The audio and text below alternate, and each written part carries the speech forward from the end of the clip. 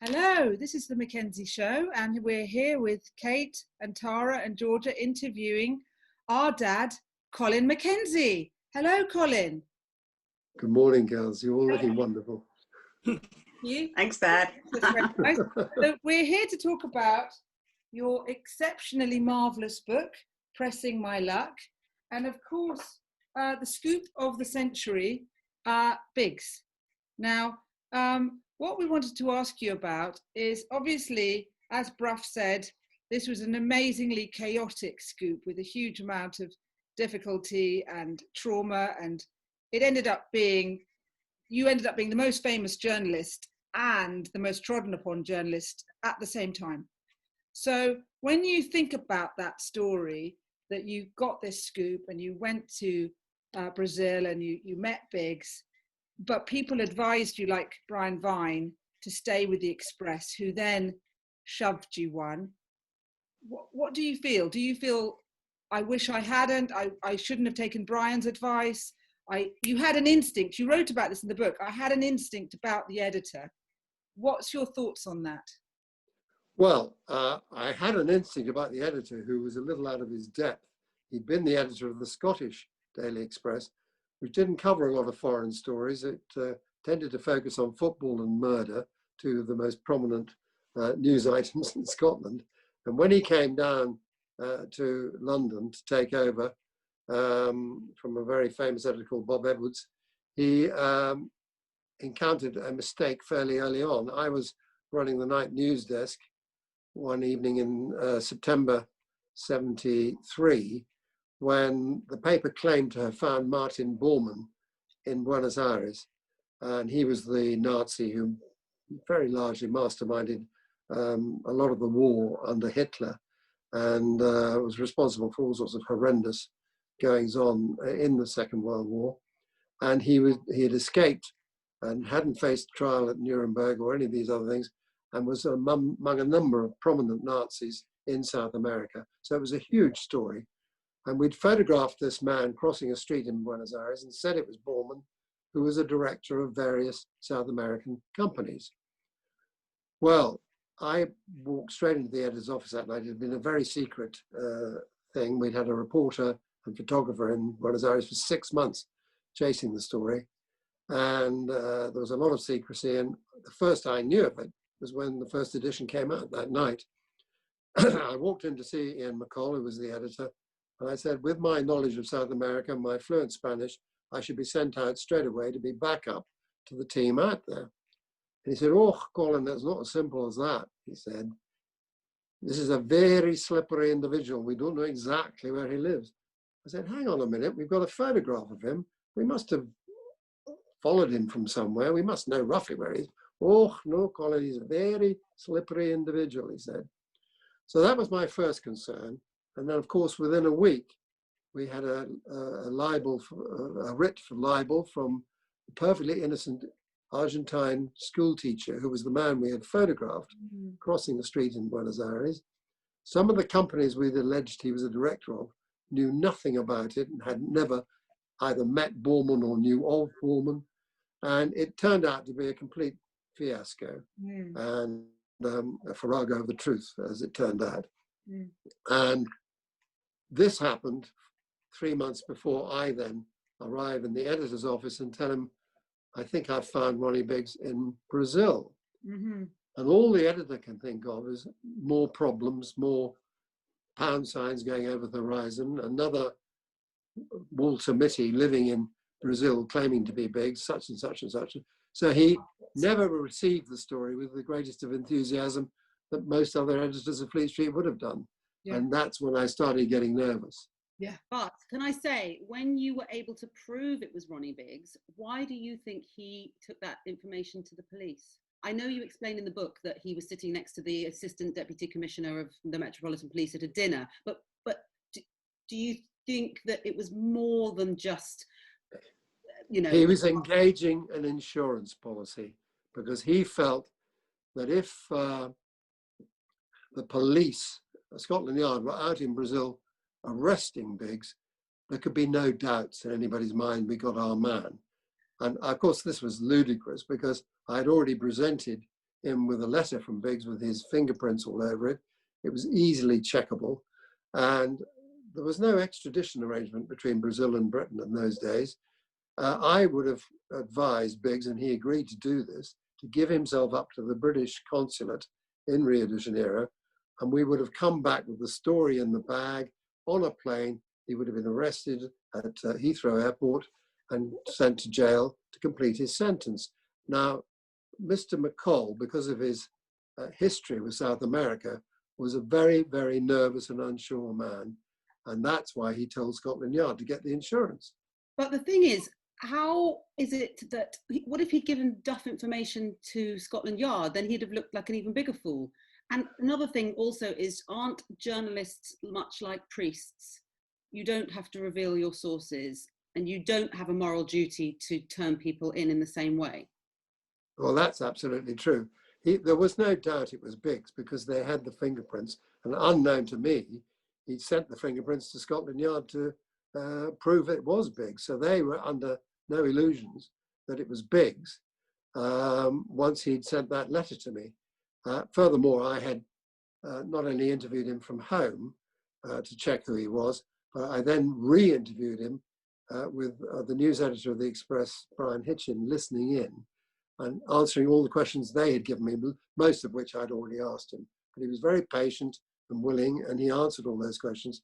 So there never was the shadow of doubt that it was Ronnie Biggs. So I agree with you. He broke most of the so-called Fleet Street ethics by bringing the police in. And it was his own personal insecurity that caused this. Tara, do you have a question about the Biggs story? Not about Biggs, though. You got some more questions about racing. So about the Biggs story, I know you did a lot to try and help Biggs stay in Brazil, and you got him a lawyer, and then you did his story, and you gave his book to him, and you interviewed Charmian. What happened between you and Biggs in the end? Because it seems like he didn't understand that you were not the one who wanted to dob him in. You didn't want. So you know. What happened, my love, is that another book written by a Fleet Street colleague from the Mirror called Slip Up came out, and this revealed what I've now revealed, of course, in my book now, that of course I had pre-knowledge of the arrest. Of course, as it turned out, I was going to tip Biggs off, and so was the photographer, Bill Lovelace, and give him the opportunity to shoot off into the interior of Brazil if he wished to do so, or to give himself up. But the paper brought the arrest forward by 48 hours because they claimed that the Sun had made an inquiry to Scotland Yard asking about Biggs's whereabouts. So they were panicking in the office back in Fleet Street that some other paper might get hold of the story. Now, I don't personally buy that story at all. I think they simply wanted it in the bag. Scotland Yard were furious that they were having to sit in a nearby hotel while Biggs was giving me an interview, and they were unable to arrest him. So I'm sure that they lent on the editor to bring the whole thing forward. So there was no chance of me tipping off Biggs, because by the time I knew they brought the arrest forward, Biggs had gone off into the night with his girlfriend. There were no mobile telephones. I had no idea where he was. And the next morning, the police had quietly surrounded our hotel, the Trocadero. So when Biggs walked in with his girlfriend at 10 a.m., they had their man already. So although I had to wait 15 minutes interviewing Biggs on the bed in the room there, and him being photographed by Bill Lovelace with his girlfriend, in fact, that was the worst 15 minutes of my life because I knew what was about to happen. I could have told him he was about to be arrested, but what difference would it have made? Yeah. Anyway, he took it badly when this other book came out, which said correctly, as it turned out, that I had been given prior knowledge of this arrest, of his potential arrest. And did you feel like you wanted to let him know how it worked out for you? I would have let him know had I had the chance. I never had the chance to tip him off, but possibly I should have rung him before I even left England and said, look, this might happen. What do you want to do? But combination of the fact that I felt I had the time when I was going to be in Brazil originally. Originally, it was going to be 2 weeks. Then it was brought back to 4 days.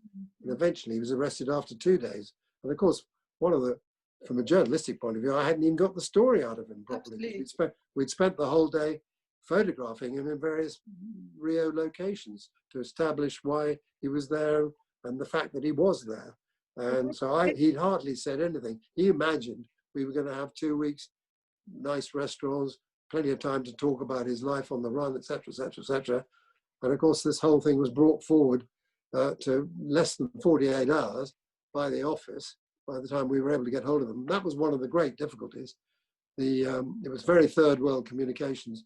You could book a call to the office. You'd have to sit around your bedroom waiting for the call to come through, and it was usually between 4 and 5 hours. And that hampered us enormously under the pressure. Was your writing always done by phone? Because these days it's so easy to write your stories online. There were no computers in those days. Yeah, no, how did you manage to... Well, no computers that could file through. So you had to telephone your office and deliver it to copy takers. Wow. Now, because of security, 2 very experienced reporters took our copy down. Now, Brian Vine had arrived late on the Thursday night and was in charge of operations. So I gave him all my background notes to the background. Did he have to type it up? No, he just did it. I'd written it all out in longhand. I'd spent the whole of the night before. Like a fax? I wrote the whole story out in longhand. He filed all that while I filed the actual story of the arrest and how it happened and what Biggs had been doing in Brazil, etc., etc., etc. So we were on 2 separate phones filing different stories. Further to what Cate started with earlier, do you regret staying with the Express for that story? I do. In hindsight, of course I do. I mean, the only comparable case I can think of in recent history is when my friend Andrew Morton wrote the Diana book. And of course, he'd had total 100% cooperation from Diana. And yet in the papers, until her death, when he was able to reveal what had happened, he was regarded as a pariah in Fleet Street. And that was exactly how I was regarded by my rival papers, that the Express had dobbed Biggs into the police, and I was the chief culprit. And so it didn't turn out well for me at all.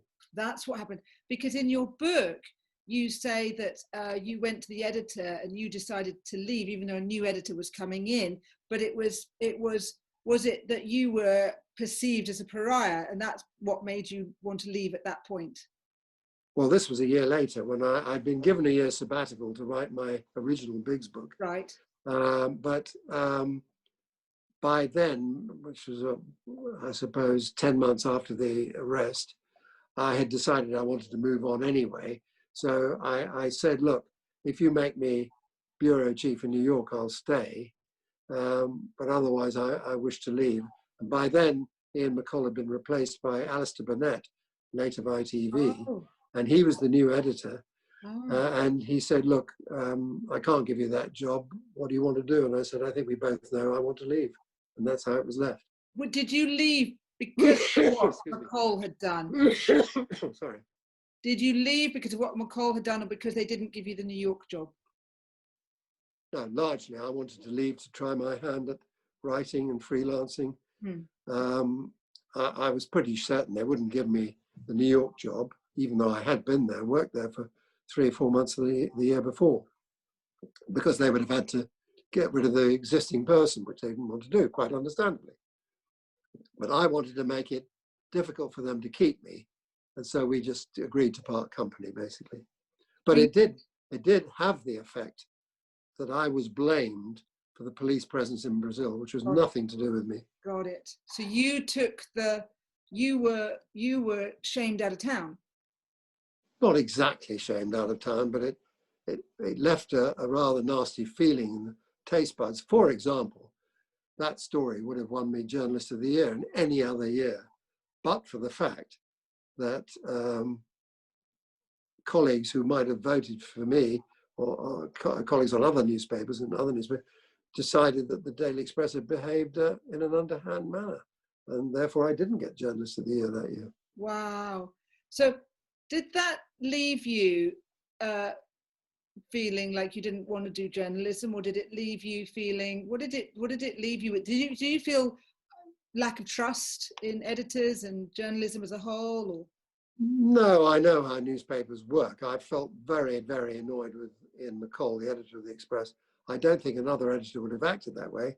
And what I did regret was that I'd been offered a job on the Mail prior to going out to Rio.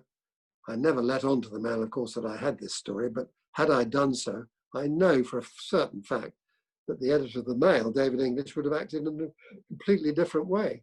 There was no illegality in going to Brazil to check up on the whereabouts of Ronnie Biggs. There was no there was no cooperation between the two countries in terms of law or exchange of prisoners or anything. So we wouldn't have been breaking the law to go to Brazil to check if it was Ronnie Biggs. And I know that English would have let me do all that, had at least a week or two with Biggs prior to Biggs giving himself up, and the Daily Mail would have been king of the castle, not perceived to have let anybody down, but returned a villain to prison who was costing Scotland Yard an absolute fortune when they tried to find him around the world.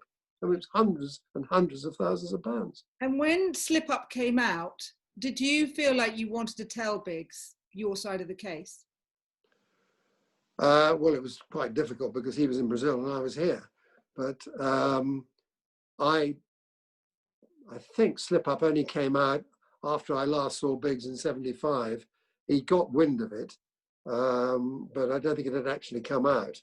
And so we were slightly distanced by the time I gave him a copy of my book on him.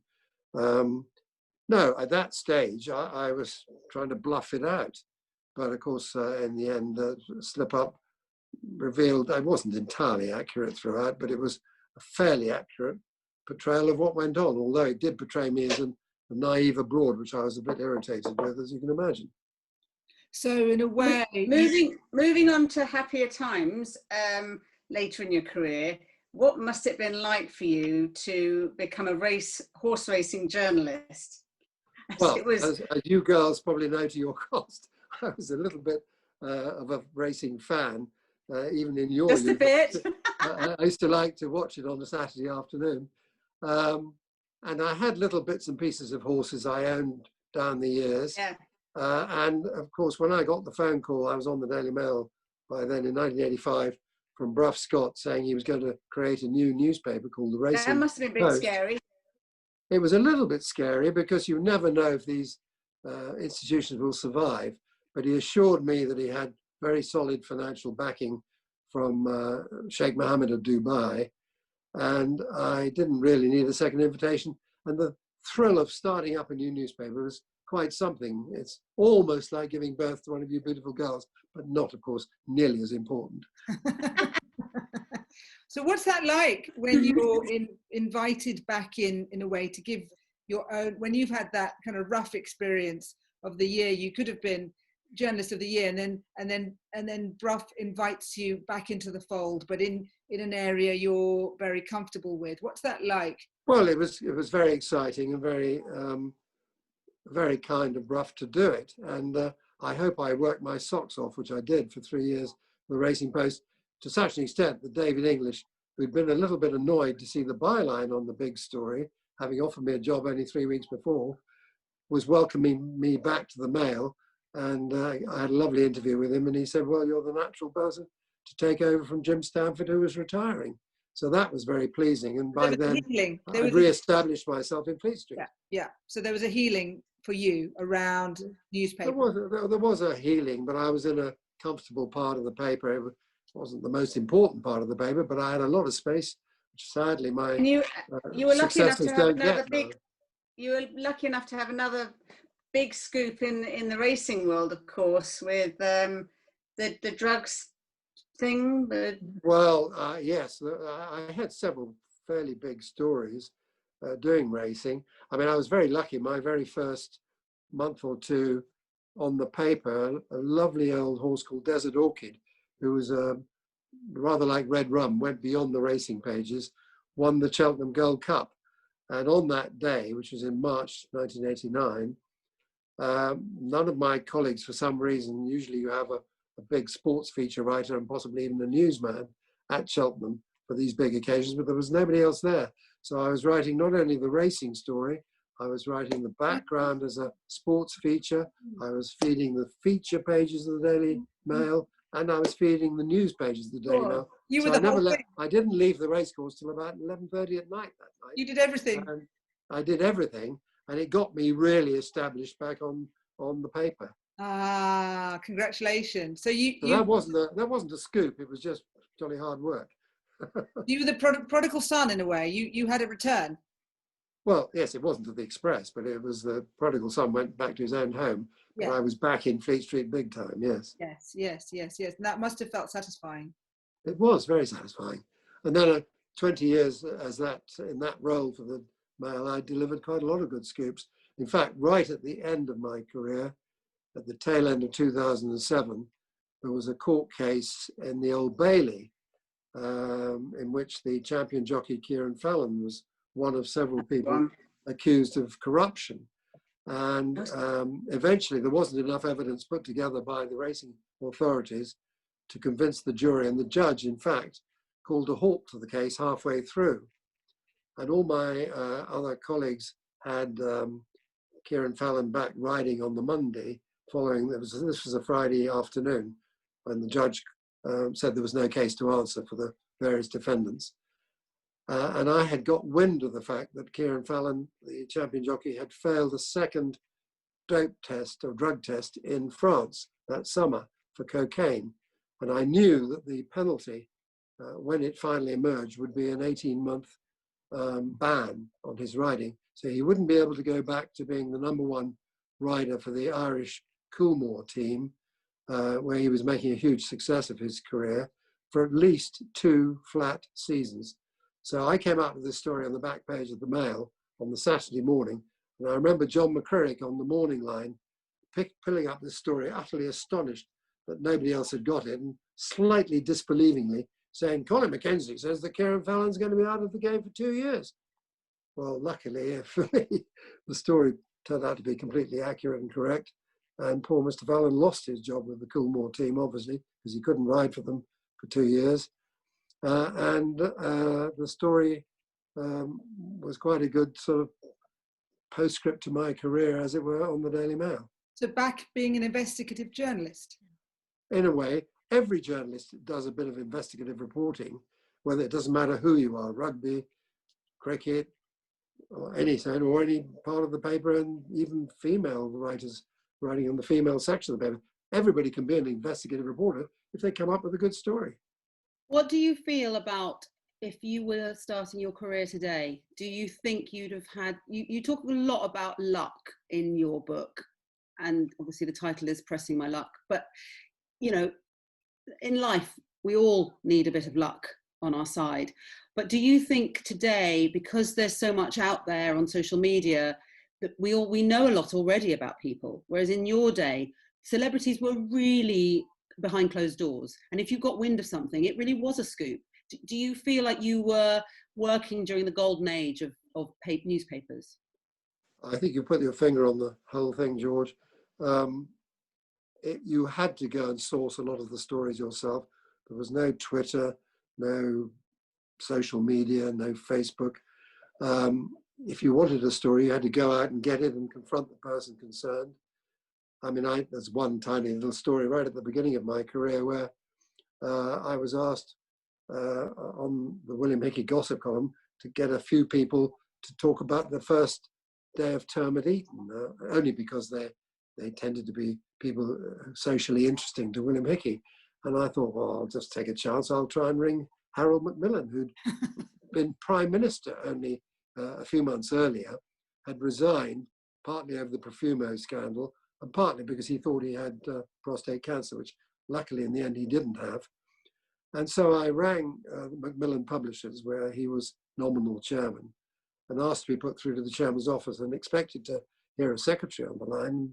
Blow me, the great man answered the phone himself. I said, Mr. Macmillan, yes, the wonderfully patrician voice. I said, I wonder, I'm doing a little story about what the first day of a new boy at Eton is like, and I wonder if you could tell me what your experience was.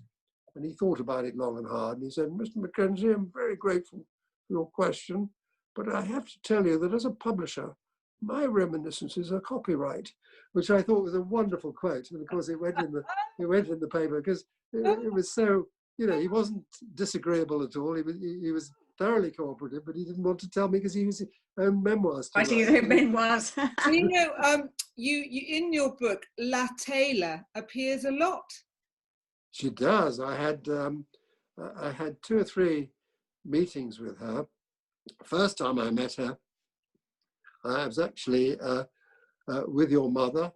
We weren't engaged then, but we were going out. So it was 1966, and I was sent up to cover the premiere of a play that Richard Burton and Elizabeth Taylor were in, Dr. Faustus, at the New Theatre in Oxford. And there was a post-theatre party at the Radcliffe Hotel. They were actually staying in Woodstock at the Bay Hotel in Woodstock, but they came to the post-theatre party, and I filed a piece about how they'd got on in the play. And your mother and I sat down at quite a small table with just one other couple from Wales sitting there. And as you know, your mother was born in Crecall and lived in Abergavenny in her childhood. So we had quite a bit in common with this Welsh couple. And I thought we'd just spend the rest of the night having a chat to them. And blow me, Richard Burton spies them. And these are his oldest friends in the world. He used to know them when he was born in Wales. And so he came and sat with us. And we had a lovely chat with him for 1 or 2 hours. And Elizabeth kept coming up and stamping her foot and said, Richard, we've got to talk to the angels. Well, the angels were the people who were backing the play, as you know, and the producer. And he said, no, I'm much more interested in talking to my friends here, blah, blah, blah, blah, blah. And eventually she sort of stamped her foot and said, well, I want to go back to the hotel. I'm going to bed. And he used a expletive deletive and said, well, you go back to the hotel, my dear. F off. My astonishment. And so she did. And anyway, before the evening was up, I explained to him that I was on the Daily Express. It would be remiss of me not to ask for an interview. And very sweetly, he said, come to the Bear Hotel in Woodstock, 10 o'clock in the morning. I'll give you breakfast. And he was as good as his word. His breakfast was a bottle of vodka. My breakfast was a piece of toast and coffee. But he gave me a very nice interview for about half an hour. It was wonderful. That's what making the most of your luck is all about. And I was blessed throughout my career to get bits and pieces of luck like that. And the second time I met Richard and Elizabeth was when 2 years later, he'd just been in a film. What was that film he did with Clint Eastwood? Not Guns of Navarone, the other one. Where Eagles Dare. Oh, I love that film. I think it was Where Eagles Dare. And they were coming to London to promote it. And Elizabeth had some pet dogs, and she was damned if they were going to do the 6-month quarantine that dogs had to do if they import them into this country from abroad. So you know what they did? They hired the largest yacht ever seen in the London basin, parked it by Traitor's Gate so that Richard could come and do his promotion of the film. And she stayed on board this enormous yacht with her dogs, so they didn't have to go into quarantine. So I interviewed him about that. It was lovely and quite an extraordinary story again, And then the third time, sadly, their second marriage broke up, and I was sent to New York to interview her. And she was on the Long Island in a little place called Quogue. And she pretended on the phone from the office in New York, she pretended to be a Spanish maid. And I realized it wasn't, but she wasn't going to budge. And so I suddenly remembered that my lovely colleague, Bill Lovelace, the photographer who came to Brazil with me, had been best man at their he had been one of the witnesses at the second time that Burton and Taylor got married.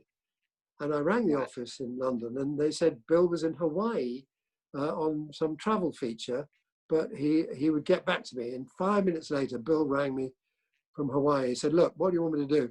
I said, can you ring this number where she's staying in Quogue? Tell her not to pretend to be the wretched Spanish maid, but to talk to me, because I know it's her, and I met her a couple of times before.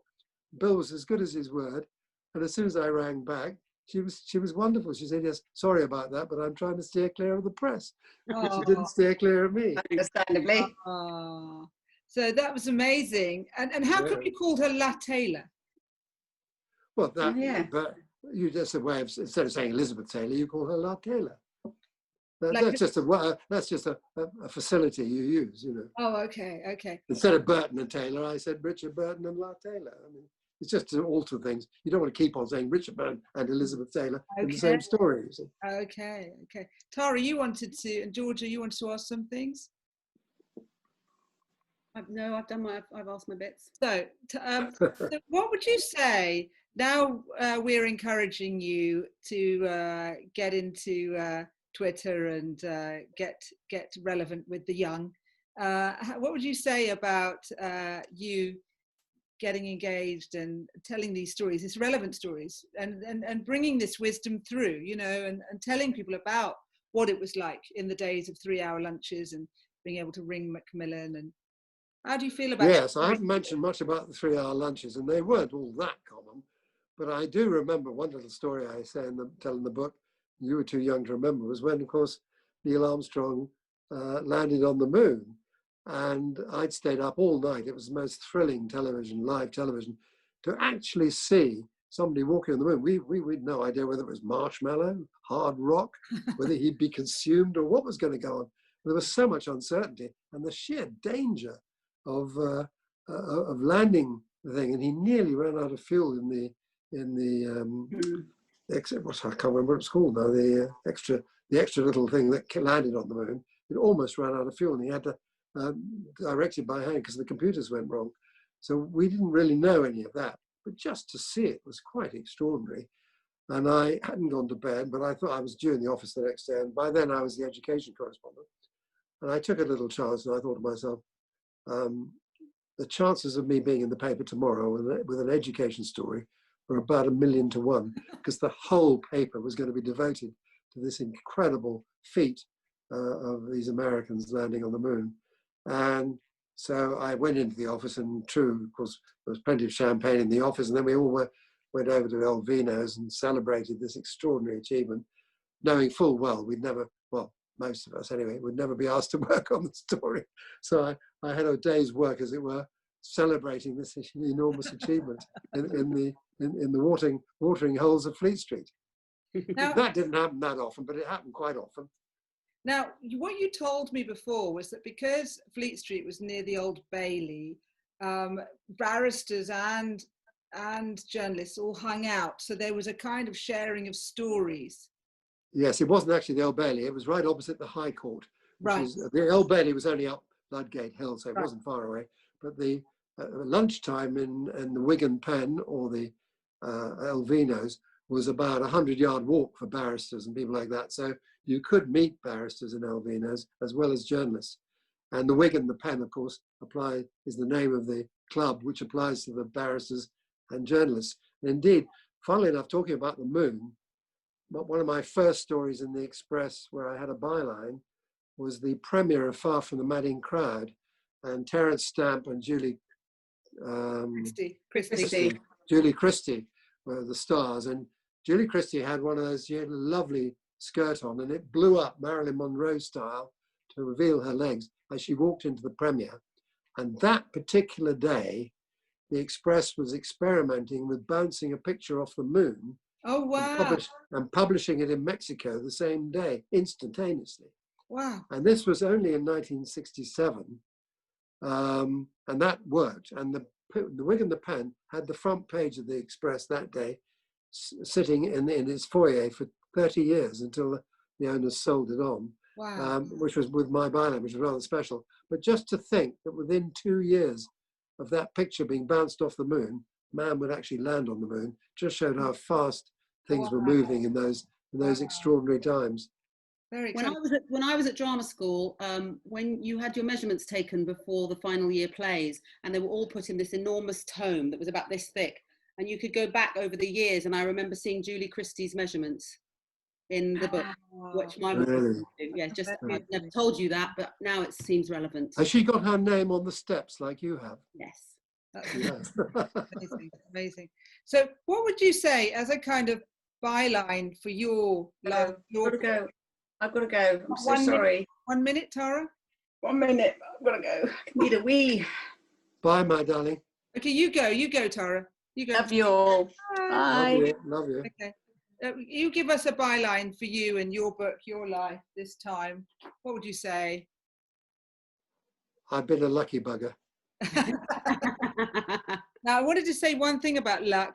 Peter York said that everyone gets opportunities, everyone. He said most people don't see them.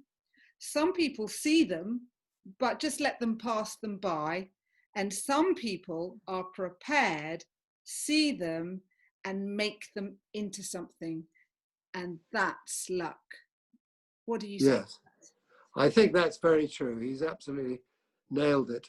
And I suppose I'm not a particularly courageous person, but I did take life with both hands and try to make my life lucky.